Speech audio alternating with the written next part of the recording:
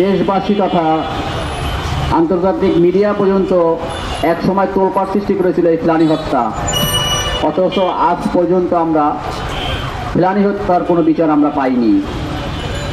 কারণ এটা না পাওয়ার অনেকগুলো কারণ আছে।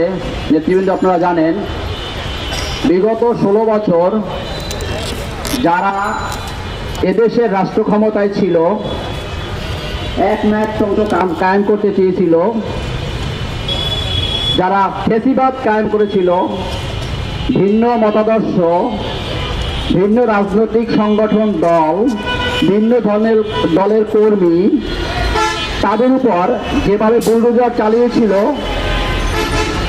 যার পরিপ্রেক্ষিতে এর বিরুদ্ধে বারবারই যখন বাংলাদেশের জনগণ ফুঁসে ওঠার চেষ্টা করেছিল এই ফেলানী হত্যার বিচার নিয়ে, তখনই তথাকথিত ফ্যাসিস্ট হাসিনা তার যে আইন শৃঙ্খলা রক্ষাকারী বাহিনী দিয়ে দেশের মানুষকে রাজপথ থেকে দমিয়ে রাখিছিল যাতে ফেলানী হত্যার দিবস নিয়ে বাংলাদেশের জনগণ ফুঁসে উঠতে না পারে।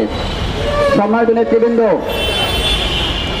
আপনারা দেখেছেন ফেলানীকে হত্যা করার পরে ভারত কিভাবে বাংলাদেশের কাঁটাতারের সঙ্গে সীমান্তের সাথে ঝুলিয়ে রেখেছিল ফেলানীকে। এটা অত্যন্ত দুঃখজনক এবং মর্মাহত হয়েছে আমরা, কিন্তু কিছুই করতে পারি নাই। কেন করতে পারি নাই? আমার দেশের জনগণের, আমার দেশের নাগরিকের নিরাপত্তা দেওয়ার দায়িত্ব রাষ্ট্র এবং সরকারের।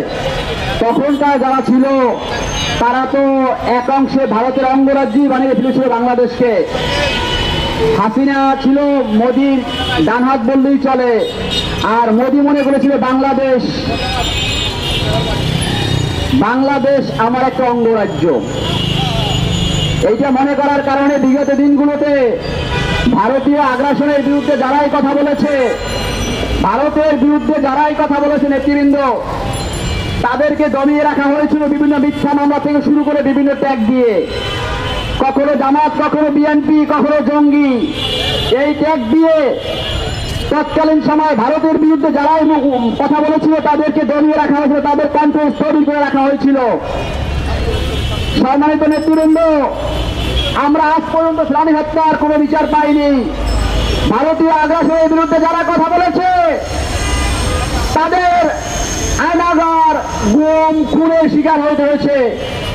তারপরও এদেশের মানুষ থেমে দেখেনি। আজ পর্যন্ত আমরা সেই ফেলানী হত্যা দিবস নিয়ে বিভিন্ন সময়ে, বিশেষ করে 7ই জানুয়ারি আমরা রাজপথে ছিলাম, এখনো আছি, কিন্তু অদ্যবধি আমরা এখনো বিচারে কোনো অগ্রগতি দেখতে পাইনি। অত্যন্ত দুঃখ লাগে, ফ্যাসিস্ট পালিয়ে গেছে প্রায় 1.5 বছর, এখন পর্যন্ত ফেলানী হত্যার বিচার বর্তমান যারা আছে তারাও ওইরকম জাতির কাছে অগ্রগতিমূলক কিছুই দেখাইতে পারেনি। সমাজ নেতৃবৃন্দ, আমরা একটা কথাই বলতে চাই, ভারত আমাদের পাশের দেশ, আমরা গণতান্ত্রিক দেশ, তারা দেশ। পার্শ্ববর্তী দেশের সাথে অবশ্যই আমার কূটনৈতিক সম্পর্ক থাকবে। আমার দেশের জনগণ, আমার রাষ্ট্রের সম্পদ সবকিছু জলাঞ্জলি দিয়ে ভারতের স্বার্থে অদ্যবধি আগে যারা করে আসছে, আগামী দিনগুলোতে আমরা চাই না কখনো বাংলাদেশের উপরে ভারত দাদাগিরি করুক বা ভারতীয় কোনো আগ্রাসন বাংলাদেশের উপর প্রভাব ফেলুক।